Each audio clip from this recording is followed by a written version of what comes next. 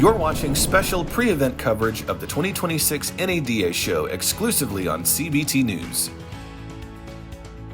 Hey everyone, Jim Fitzpatrick. Welcome into another edition of Driving Solutions right here at CBTnews.com. It's a new year and dealers are thinking hard about how to reach today's car buyer. One company leading that conversation is the Trade Desk, helping brands and dealers connect with consumers across the open internet. Joining us today is Jason Goldberg, who's the general manager of Automotive at the Trade Desk. Thank you so much, Jason, for joining us in the studio. Good to be here. Thank you for having me. So it's always better in the studio rather than a Zoom interview, right? Absolutely. In person is much better for us. No question about it. Hopefully your pilgrimage here, your trip was okay.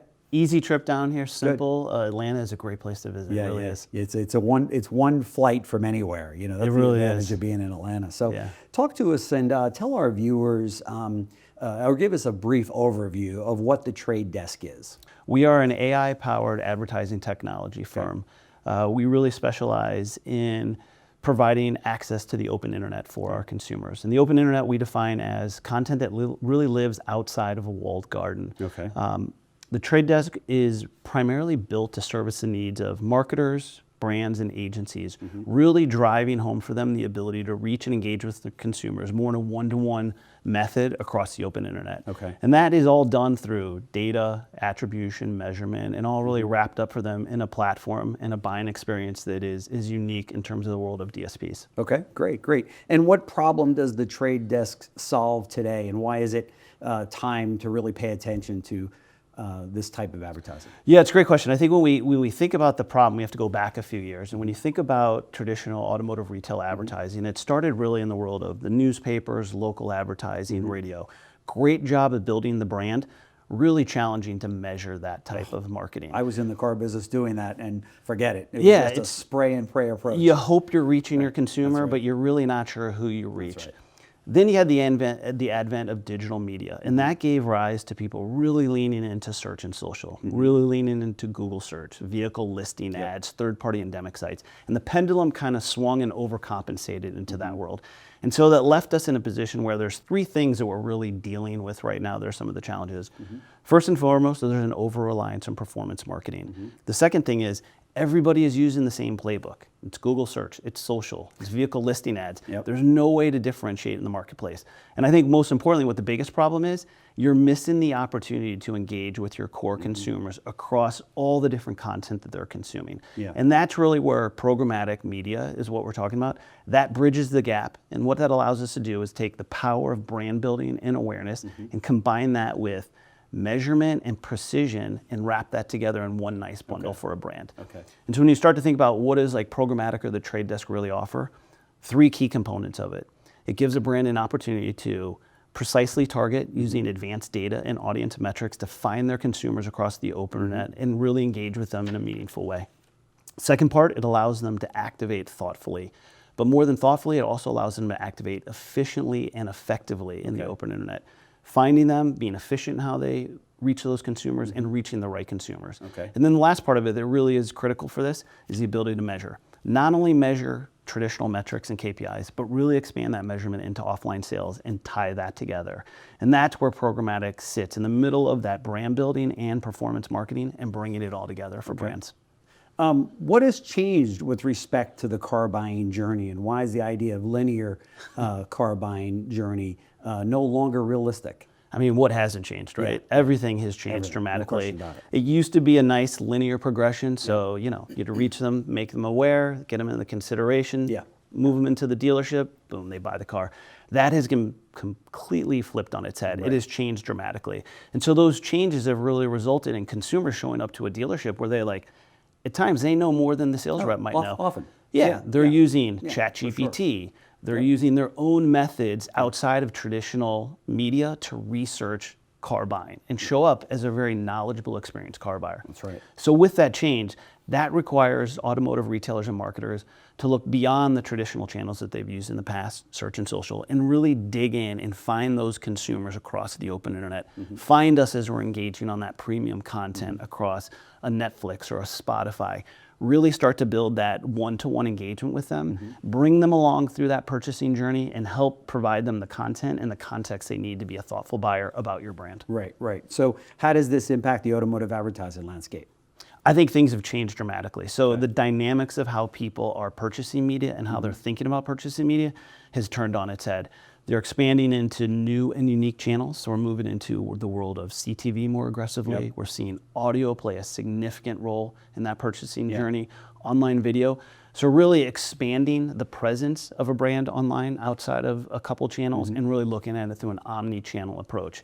And some of the things that we've seen from an omni-channel approach are, our studies show that when a brand is reached by one channel, it takes about 23 days for a consumer to convert. When you add 2 channels to that, it cuts in half to about 15. When you add 3, it goes down to 7 days. So that omni-channel approach really gives brands an opportunity to continually engage with their consumers, push them through that purchasing funnel, increase that conversion rate, and make it much more faster from time to engagement to time to purchase. What's the best way for dealers to digitally connect with consumers? What channels are working and which ones aren't? Yeah, I think before we talk about the channels, I think the best way to think about engagement is really starts with a data-driven audience-first approach.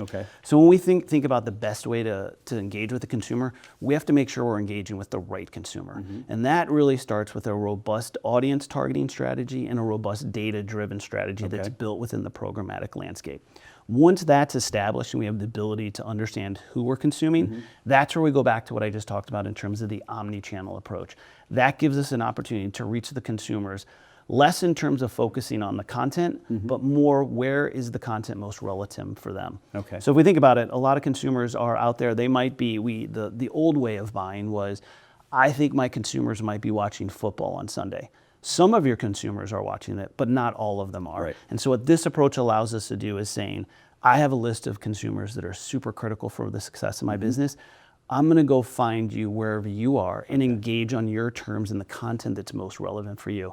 And that gives automotive retailers the opportunity to put the right message in the right place at the right time. That's right. And therefore, saving a boatload of ad dollars. Oh, absolutely. The efficiency is significant. And again, we'll go back to the example of buying a Sunday football spot. You might be reaching a core part of your target audience, but you're paying to reach an exponential larger number of people. And so this really is a great opportunity to hone in to who you're targeting, reach those consumers, make sure the engagement is strong, but also more importantly, as you're reaching them and you see them go through into the purchasing cycle and purchase a vehicle, you start to suppress them and you move away from engaging them and move on to new consumers and a new subset of consumers that are looking to purchase your product. Why should dealers care about ensuring their advertising placements are in premium, brand safe content? I mean, premium delivers. It's also safe. That's the simple answer. But the more long-winded answer is we know that operating in a premium inventory landscape, performance is much stronger. It increases ad recall, it increases brand awareness, and it drives deeper awareness and activation farther down the purchasing journey.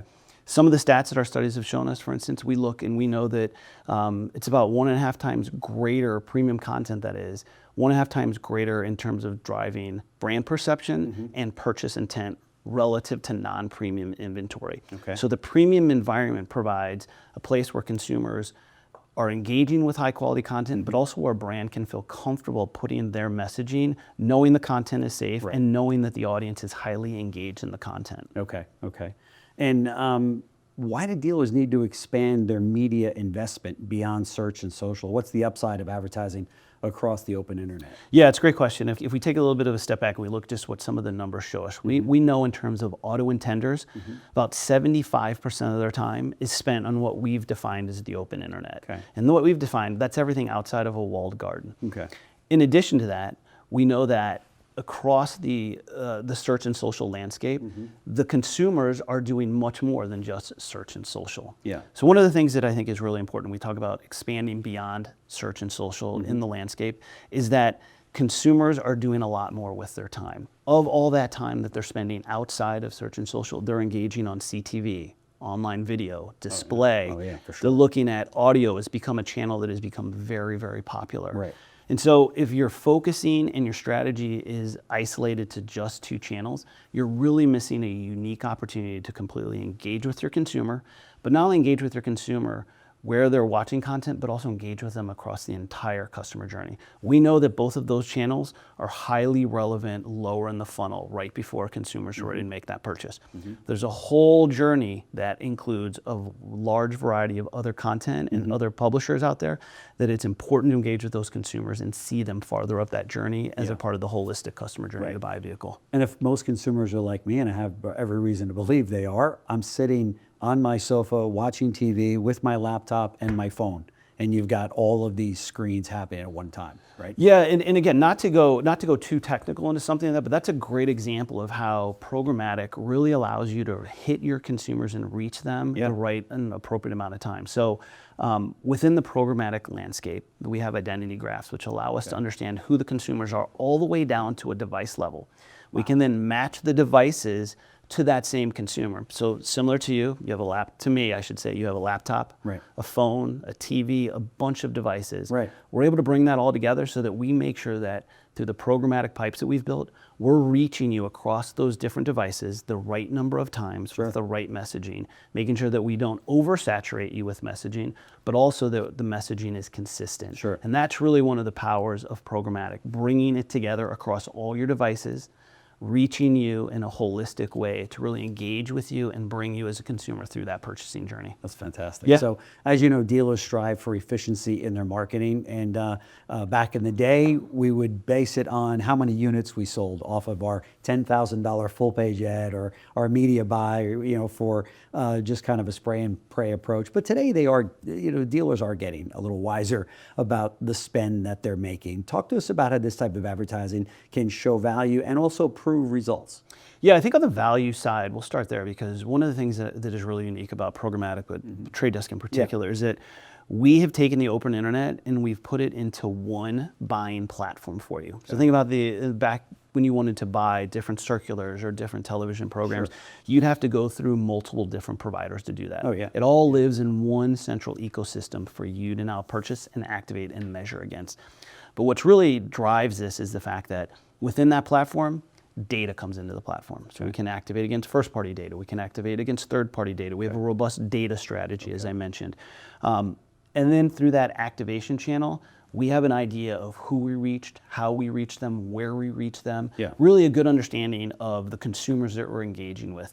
That then allows us on the back end to really go deep in terms of measuring and understanding how the media performed relative to the outcomes that we wanted. And I think the key term here is outcomes. A lot of times the metrics used have been what we'll call vanity metrics, clicks, site actions. Metrics many times can be gamed. The sale cannot be gamed. That's the ability for us to really take that offline sales, pull that data back into the platform, and measure sales back all the way to everybody that we reached and who we didn't reach. And then that gives us the ability to provide attribution back to a dealer. And a great example that we have is we ran a campaign, Automotive group that had about 40 dealers in it. They ran about $200,000 on CTV. And what we were able to see is that we had that CTV campaign influenced 4,000 car sales. When you start to build out that math, that gives you an ROI of about 38 to 1 in terms of return on investment and return on ad spend. It's amazing. That is the ability when we talk about providing value on the upfront in terms of efficient and effectively reaching people. We see that on the back end when we're able to measure that tied to actual car sales and outcomes. Wow. How does programmatic advertising help dealers leverage data and data signals to drive attribution? You just mentioned a number of them, but the measurable outcomes is where it's really at, right? I mean, it's really all about that sale. That it's really on the front end and the back end. So as I mentioned, the ability for a programmatic platform, we start with the fact that if you have first-party data, that data is the most important, most critical data you can put into the platform. That is a true representation of your most ideal customer. There's someone who's bought your product. They like engaging with you. Not everybody has robust first-party data. It's not easy to scale that data either. So we often talk about supplementing that with third-party data, finding consumers that are in market. There are a ton of great partners that we have that live within our platform that provide tremendous data on the front end. You start pulling that data through, as I mentioned, from an activation phase. But where it really comes to light is when you match that audience data on the front end with the sales data on the back end, taking that offline data. And there's multiple ways we can do that. We can use that through RDR data. We can ingest dealer-specific data. Okay. We can also ingest third-party data that comes in via state registration files. There are multiple ways to bring in that sales data offline, and it's that intersection of the front end of targeting the right people, and then the back end of measuring, did we target and reach the right people, and then providing attribution to that for consumers and as well as for the dealers and the automotive retailers to see how well did my marketing work for me, where can I improve, where are opportunities for me to explore and go deeper, because that's really where I can drive business results for myself. So you're able to basically sit down with a dealer and go, here are the people that we marketed your company your brand to and your vehicles, and we match that up with the people that actually took delivery in your dealership. And the two has, I mean, that's so powerful for a dealer to see. Yeah, I mean, absolutely. That's really where the rubber meets the road. Right? Yeah, you just summed it up perfectly for me. It is. I'm putting my dealer hat back on and thinking, you know, this truly is selling cars, you know, via or really with a scientific approach. Yeah. Right. And look, I have to take a step back and say, we never say that we are directly responsible for the sales. Right. We all know that there's there's a lot of factors things. that go into that. But I think what we're getting to is how much are we influencing? Right. And then we're getting deeper into how much of what we influence was incremental. Sure. What did we drive that was above and beyond what was expected as a baseline? Right. And that's where it becomes really powerful for a dealer, for an automotive retailer to understand that hard-earned money that I'm putting into the marketing ecosystem, what is that doing for me in terms of driving real tangible results? That's right. Clicks, site actions are nice proxies. At the end of the day, our business is judged, to your point earlier, how many vehicles did we sell? How many cars did we move off the lot? Yeah, because if you've got a customer that, let's say, has been coming to the dealership for 15 years, they've purchased a number of vehicles from that dealership, and you could lay this down and say, look, we marketed to that dealer, here's proof of that, and guess what, they bought a car. And the dealer says, yeah, well, we might have had that one anyway. Okay, well, hold on a second. What if your competition was with the trade desk and they marketed to that customer? It might have been a different outcome. Right, and I would also say you're right. Yeah, you're taking a big leap of faith in this day and age where people have so many resources at their disposal to do the research, to really understand what's out there. And if you decide to leave it up to fate, you are definitively going to miss sales. I cannot tell you how many that's going to be, but I can tell you you're not going to hit all of your sales. And it's critically important to build that relationship with that consumer long term and help them understand the value proposition. Because one of the things that we also talk a lot about is automotive retailers know this better than even myself, but they invest a lot in their showrooms. They invest a lot in what they do. And so it's not just about the car, it's about the experience. It's about the engagement. It's about building that relationship long term. That doesn't just happen and then you set it and forget it. You really have to cultivate that, curate it, and continue to engage with that consumer, even if they're an existing customer of yours. Are you able to also show the consumer or the dealer that, look, here are all the people that we marketed to based on your data, and guess what? They made a purchase at another dealership. Yeah, so I mean, that's an unfortunate number, but as a dealer, I would want to know that as well. Yeah, it's a great indicator. It's a good indicator to help understand where's your competition, where are you winning, and where are you losing. And so at the showroom level. At the showroom level. And so we have third-party partnerships. Some of our great partners like S&P Global, Urban Science, that really help us provide a lot of that offline registration data. But part of that data, the ability is also to look at defectors and who you conquested. Where did consumers come from? Where did consumers leave? And I think that is another critical component of understanding how you're meeting customers where they need to be met, and then what are they doing and where are they going. We can do that all the way down to make model level as well, which I think is really intriguing. No question. Because the first thing I'd want to know is, based on the marketing that we did to that particular consumer, did we have an opportunity with them if the data inside the dealership says, the BDC says, we've been communicating with them, but guess what? They took delivery down the road at a competitor. You probably have an internal problem, pricing problem, personality, whatever the case might be, right? Yeah, and all that is all added to the fact that when you run this media through Programmatic, the data you get on the back end through what they call log level files. So think of all the metadata that's going on behind the scenes with the AI and the bidding algorithms that are built into the platform. That log level data comes back. It can give you an idea of like, of up to 100 different dimensions of like what is going on behind the scenes with each one of these consumers. Like, where were they? What were they doing? What kind of content?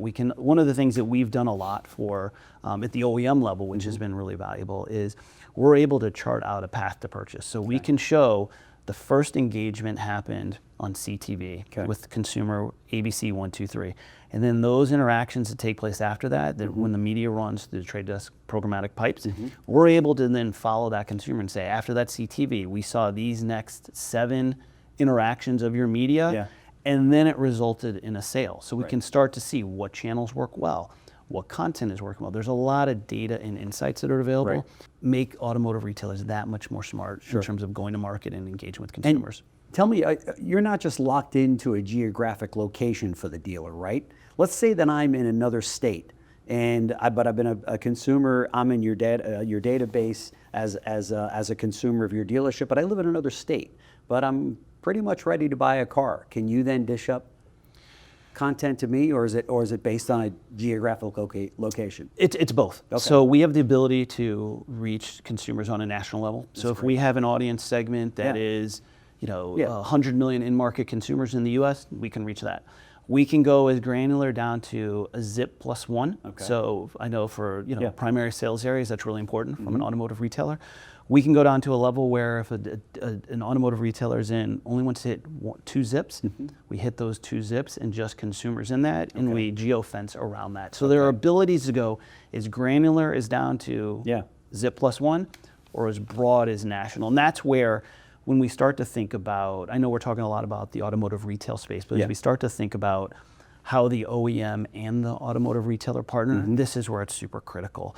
The OEM picks up that national footprint, buying big, broad marketing, and then as people are driven into that in-market, it's really critical for the automotive retailers to pick them up and engage with them and pick that up. So it's not a drop-off, and then you have to go find them again. That's right. And those are ways in which we're thinking about how do we get smarter connecting what the OEMs are doing with the automotive retailers? And those are a lot of the discussions that we're having with our OEM partners, as well as we meet with automotive retailers and a lot of people in the tier 3 space. Sure. I bet you do. You're talking to a lot of them right now.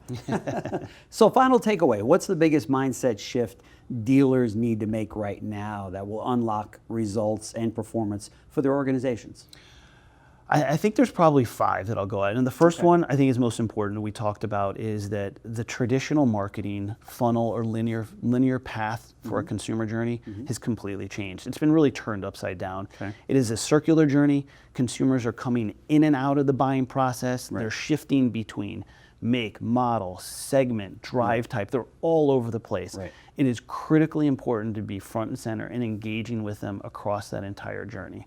And that goes into my next point. If you're only doing search and social, you are missing a large part of that customer journey.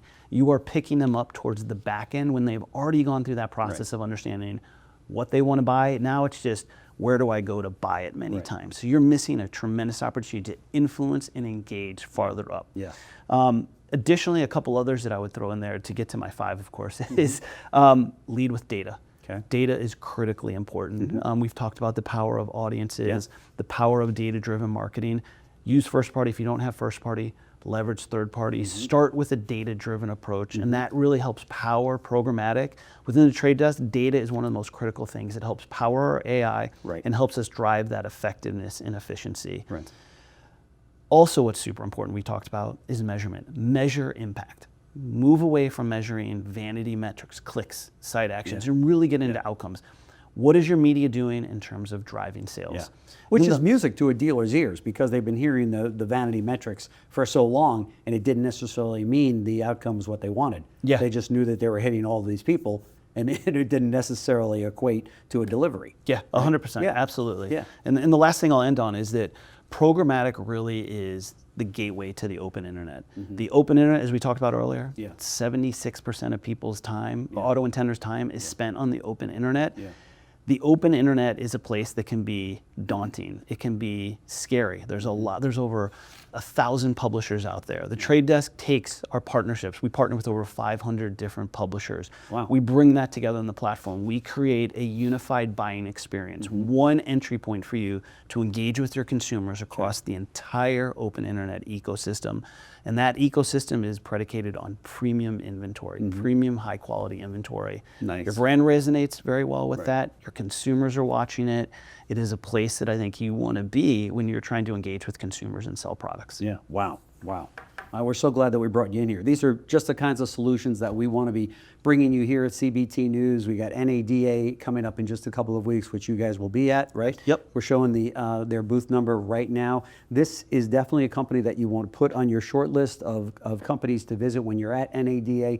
These are the kinds of tools that you dealers are going to need. There's no question, as well as marketing managers and ad agencies. Don't walk in, if you're an ad agency and you walk in and a dealer asks you about this and you don't know about it, you're in trouble. I mean, we cannot afford to miss one deal in retail automotive today or one opportunity in fixed ops, which this can help in a very big way as well. So my recommendation is check out this company. I know you're going to like what you see. As I said, it's exactly why we bring them in here to show you guys kind of a preview before you get to NADA. We've heard so much about the Trade Desk. We're so happy that Jason came in to share his thoughts with us today. But it means nothing if you don't make it out to their booth at NADA. And as I said, whether you're a marketing manager, you're a CMO of a company, you're an ad agency, you're the dealer principal, you're running the dealership, you owe it to yourself, your dealership, your sales staff, and your bottom line to check this out. This is a real deal. And they've got thousands of dealerships all over the country on this program, which is why we wanted to bring them in. So